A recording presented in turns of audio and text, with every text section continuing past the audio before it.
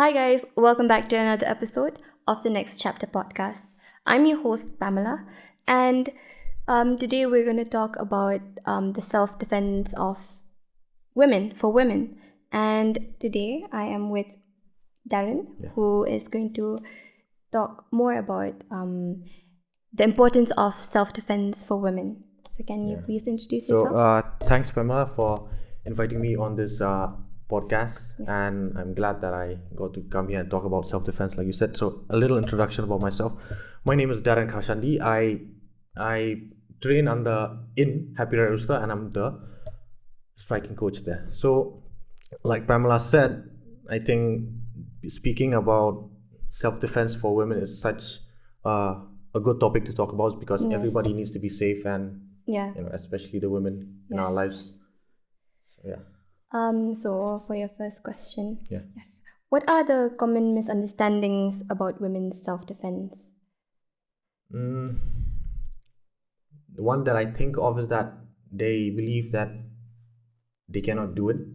Yeah. That's something which I never understand. What when they come to me, it's like, I don't think I can do this. I'm one of them. No, you shouldn't be one of them anymore. I think you should start doing self-defense as well. But anybody can do it. It's like that one saying, it's better to be a warrior in the garden than a gardener in the war. Yes. So it's always better to have something than nothing. Yes, you know what I mean? That's true.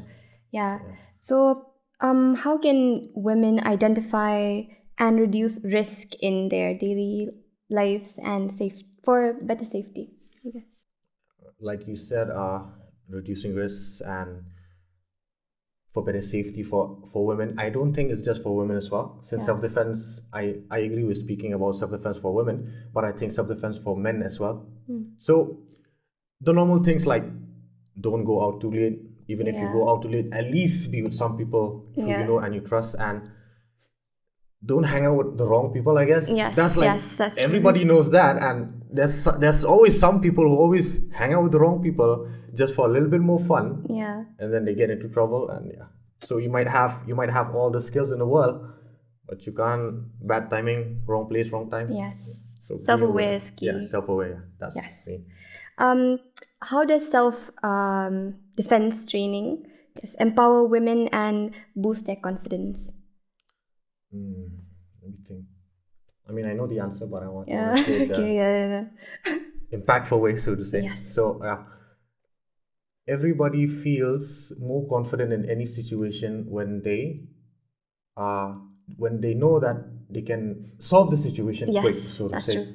So, in any situation, let's say you go for any job or anything, and if you know that you have the skills for that job or for that particular work that you know that you're interviewing for, you'll be confident and you'll be ready.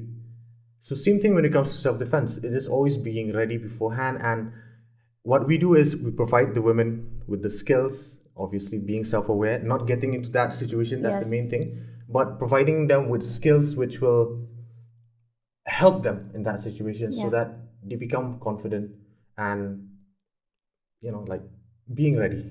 Yes. But then, like, if, for example, if I'm in that situation, although I get the training, right? Self-defense training, what if I get nervous, I think that's an excellent question that you asked. I am a fighter. Yes. I'm a professional fighter. To this day, before I enter into the cage for my fights, I still get nervous. I always regret. I was like, what the hell am I doing here? I'm in the cage half naked with a guy punching each other's face. So like you said, for getting involved with, like, getting nervous, getting nervous in that situation, there's nothing that you can do to, so to say, prepare for that situation except keeping yourself in those situations more often. Okay. I'm not saying you put yourself out in danger. That's stupid. Yes. But you put yourself in situations where you're as close to violence as possible, so that you become comfortable at it. So what we as fighters do when we train for fights, so that we don't get nervous as much, is that we get as close to simulating the fight or simulating the situation as much as possible, and we train the skills appropriately so that when the time comes you might be nervous, but you will have trust in yourself that you've done this particular situation, Yes. be it a fight or a simulation of a self-defense act, which we will be teaching or whatever. You'll be more confident, and you don't have to think about it because you've been doing it so many times. Your body will sometimes just react on its own, and you'll be, so to say, operating on instinct. Yeah. But this instinct is the instinct that you've been drilling it for months and months and years, where you keep training and it becomes like second nature, so to say. Yes. Okay. Can you suggest any good resources or organizations for women's interest for women who's This interested one in? over here, the one that I'm holding in. Happy Red Rooster. This is where you guys should be. Let me just move the mic. So yeah. So can you tell us the location so- or where to find this? Where this gym is behind Nazareth in Lime Crab. Okay. So you can check us out there. You can check us out on Instagram. We provide self-defense for women. We provide jiu-jitsu, boxing, wrestling, kickboxing, all of that. And like you said, when it comes to self-defense, you want to get as close to like simulating combat as much as possible. There's nothing in this world which simulates combat as close to violence as possible, except for combat sports. Be it boxing, be it wrestling, or be it jiu-jitsu, which is now very trending in the entire world. Those sports, when you have something called sparring, where let's say me and you we fight, we go like full 100%. We try to actually like simulate a fight, or we try to kill each other, whatever. Yeah. That's where our confidence comes up, and I really highly suggest that every woman take up a sport, be it boxing, whatever, any martial arts sports, to simulate that that situation. Yes. So yeah. So yes, that was a promotion for you. Yeah. For your gym. Yeah. How can we address the root causes of violence against women while also promoting self-defense as a tool for empowerment? Root causes for women, like Yes. the main. Yeah, I think like not going out during the night in a dark alley way or somewhere. I mean, we have to be honest that the world is not a nice place. Yes, that's true. There's always some men, women, messed up people in the Yes. head. They're just not right in the head. You might just be going for a stroll with all the security, with all the, let's say, your friends, where you know that you can trust them. But there's just bad timing, bad places at the same time, where you can't avoid it. You know what I mean? Yes. So yeah, I mean, the root causes for women's being in danger, so to say, is, I mean, just staying out of danger. Yeah. That's the main thing. I don't know what else is there, but if you do get in danger, might as well have the the tools. Yeah. Be the warrior in the garden. Yes, that's true. That's true. So I think that running away is probably a guarantee for safety for women or for anyone, I guess. Like if you can, that is. Yeah. So I think you brought in an excellent point which reminded me of what my coach said about self-defense. So when I first joined and he started speaking to everyone and saying that, what's the best self-defense that you can know? Everyone was scared, and I was like, he's gonna give us a secret. I was like, oh. He said, like, the best thing is that you can run.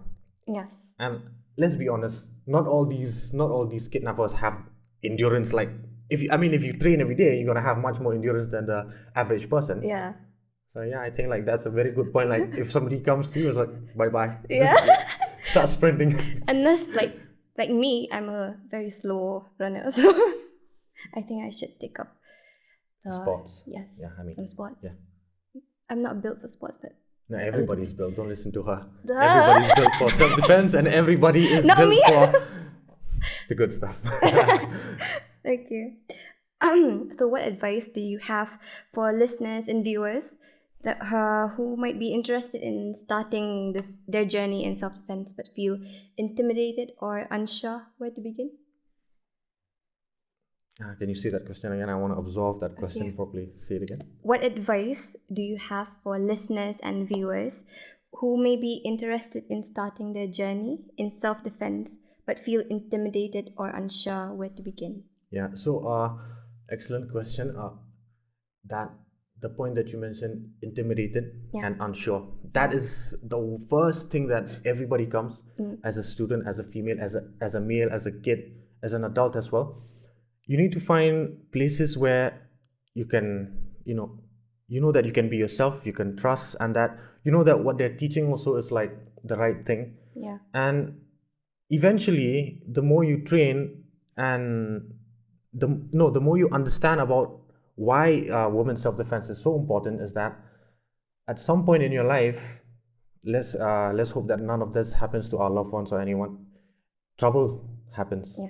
but it is always better to have something better than nothing. So you can be unsure, you can be intimidated, but you must be more intimidated and unsure that of the fact that if that happens, that bad situation happens, and you don't have the skills or the confidence or the strength or the mindset, let's say as well, Yeah. to fight off that situation. So I think more than the intimidation about joining a gym or being uncertain of joining a gym, I think you should be more afraid of the outside world, so to say. Yes. But I think, yeah, do you understand what I mean? Yeah, I do. And I think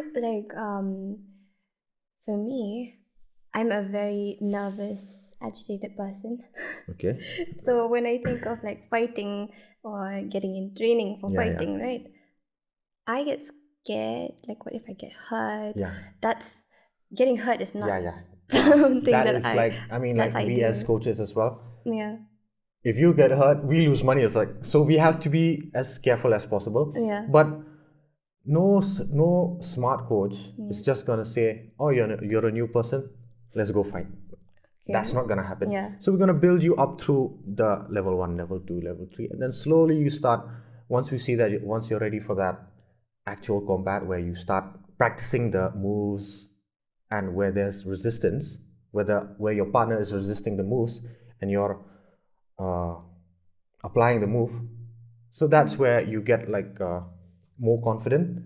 It's like I said earlier, the more you do it, the more confident you become. And having proper training partners and having proper coaches is the best where you can prevent injuries as much as possible. Yes. And you are one of the I'm one of the coaches, the striking coach in Okay. Happy Rivers. Yeah. striking coach. Striking coach is punch, kick, Okay. kickboxing, all of that. Yeah. Okay.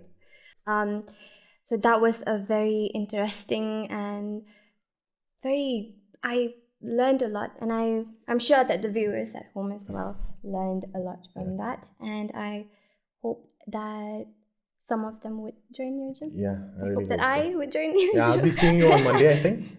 Monday. Yeah. you should lead the way. Maybe. Yeah, you should. Maybe. So thank you very much. Yeah, thanks for Darren. having me. Thanks for everyone behind the scenes who did all this awesome work, and thanks to MSU for giving me this opportunity and talking about self-defense. Like, I'm so glad that everybody is understanding how important self-defense for women, for children, and for everyone who needs it, not just men, women. Yes. But I really think that this is a good topic where we should start, and it's like I said, it's always better be ready than never ready. Yeah. And maybe we'll talk more in another episode. If you guys invite me, I'm definitely coming. We will. Thank you. So that Thank is you. all, everybody. And we will see you guys on another episode of the Next Chapter podcast. Oh my gosh. Thank you so much. Thank you.